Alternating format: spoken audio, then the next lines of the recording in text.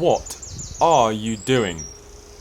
Yes, this is Wii on a Game Boy, but not that kind of Wii.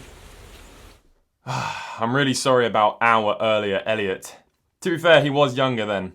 Today, we're going to be taking a look at the G-Boy. The G-Boy is the ultimate portable Wii and GameCube console. This thing is not emulating a Wii, it is an actual Wii cut up and fit inside of this very small little form factor. Big thank you to the guys over at BitBuilt for sending this to me for free. It is not sponsored, I will not be receiving any money from them, and obviously it's not going to be sent to them prior to uploading for review. So this is going to be completely non-biased review, but it really is very cool of these guys to send it to me because it isn't a big company with stashes of cash for marketing budget. This is obviously quite an expensive product that they've taken a hit on sending to me, so big thank you to them.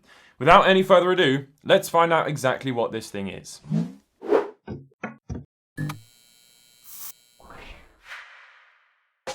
So let's run through the specifications. This beauty has a 320 by 240 60Hz screen. It has two 700mW speakers, and you may also notice the two Nintendo Switch Lite joysticks. As well as those, this utilizes the action buttons and D-pad from the Nintendo DS Lite.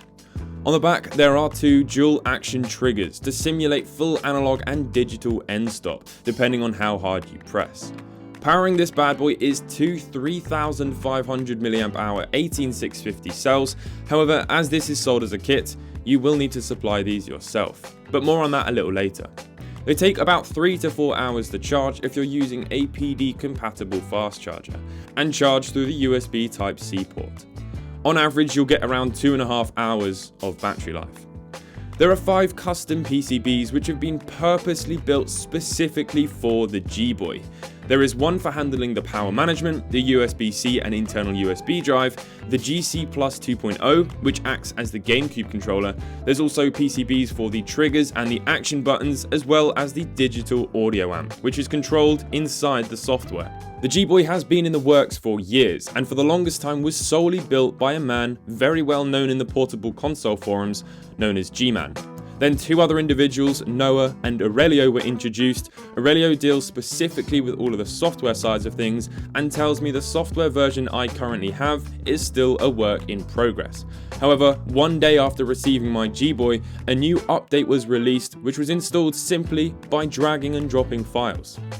The shell is 3D printed, which to be honest I'm a little bit skeptical about, but this thing is already rather expensive without the additional costs of batch production injection molded shells. As far as price goes, the G-Boy kit costs $325, which is about £260.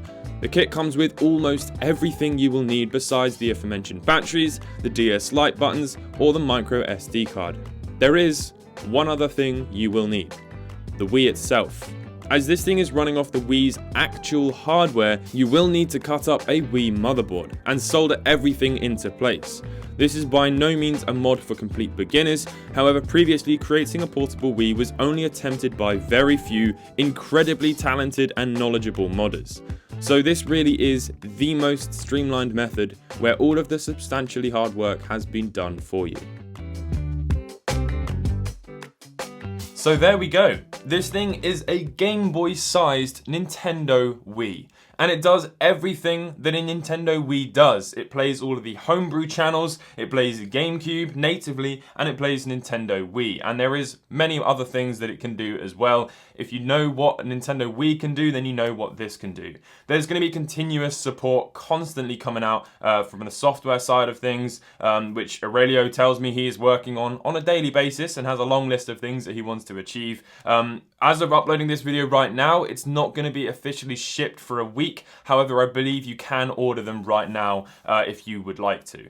I do hope to make a video on the second channel actually building my own, because initially I thought this was going to be a really hard thing to do, but after seeing a live stream that they did where they actually created one on the live stream, it took 7 hours to do. I actually think I'm capable of doing it, and I would really like to have a go myself.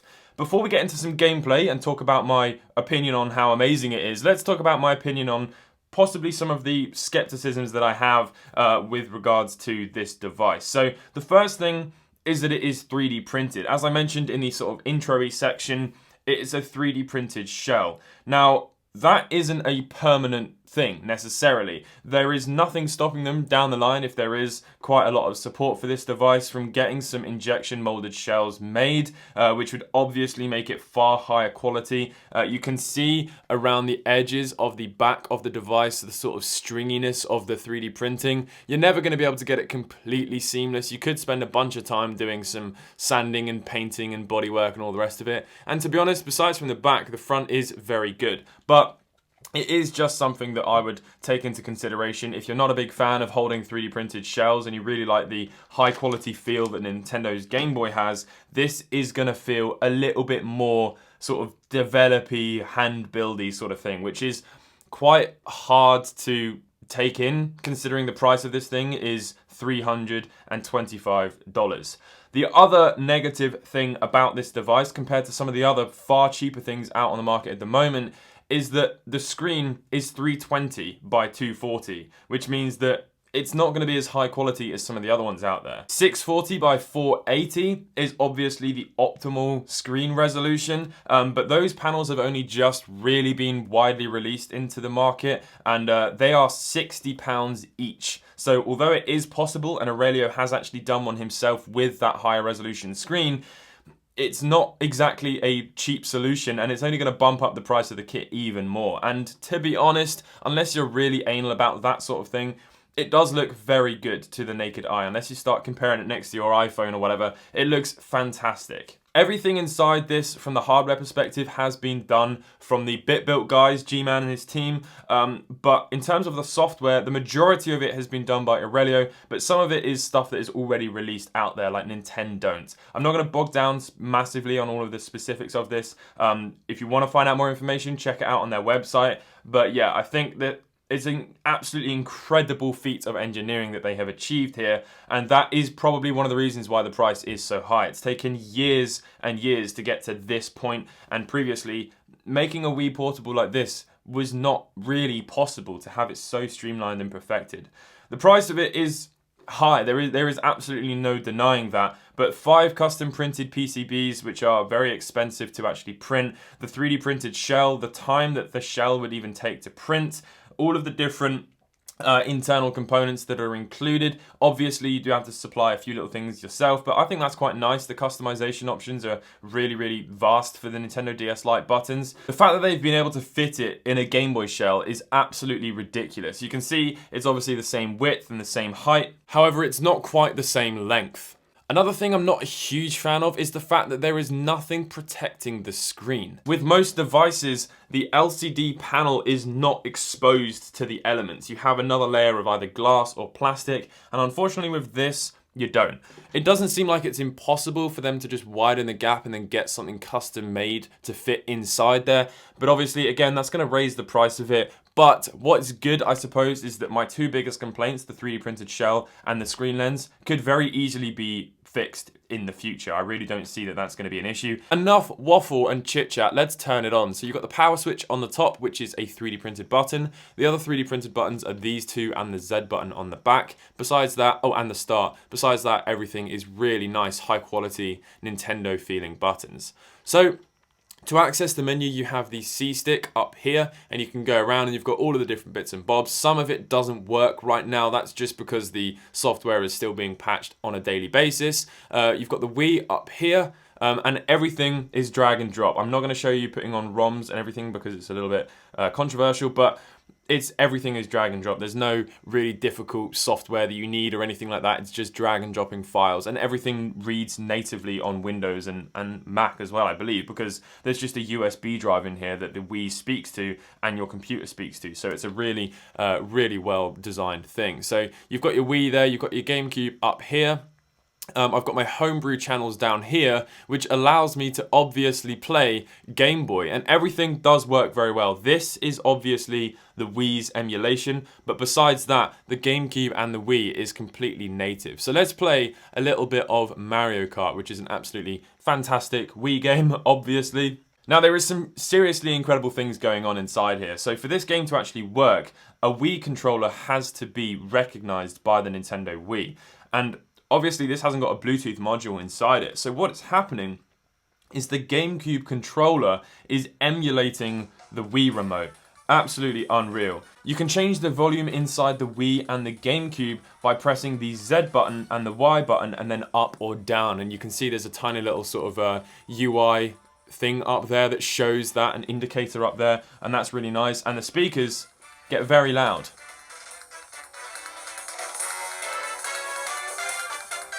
And surprisingly, they don't really distort a lot. Now, because this is a Nintendo Wii inside here, it runs so smoothly. There is no slowdown or graphical glitches. It is absolutely stunning. And I would say right now, it's my favorite device.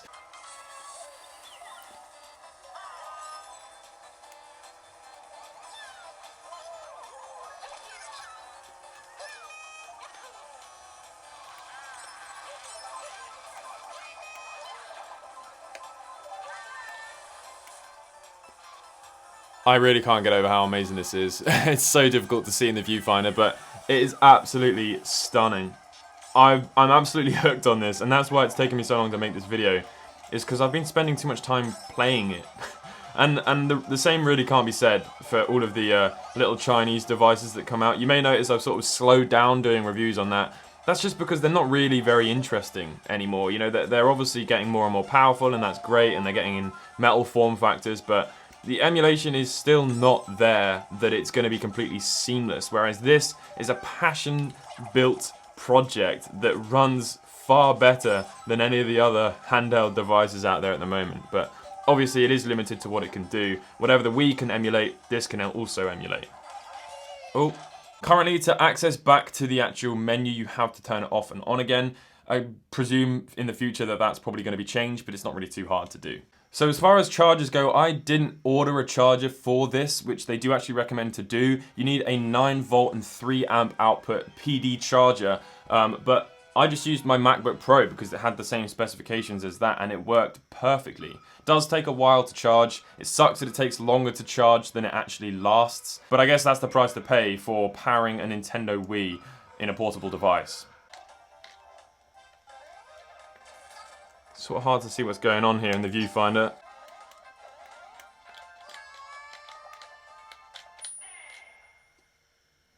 I won! It's very hard to play this game and look through the viewfinder.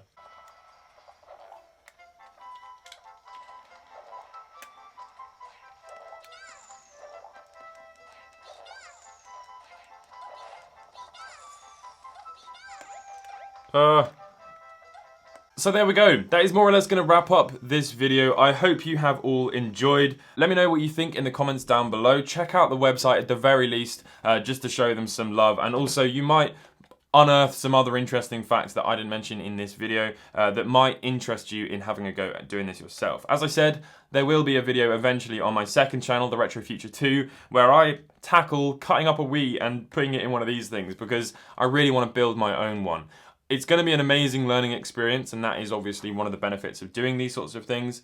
And I love the fact that this gets you into making portable consoles and hacking up, you know, Nintendo's old stuff that's really inexpensive and repurposing it for something far more useful. So thank you very much for watching this video. Thank you for sending me one of these things. I hope you've all enjoyed. Subscribe if you're new, leave a like, and I will catch you in the next video. Goodbye.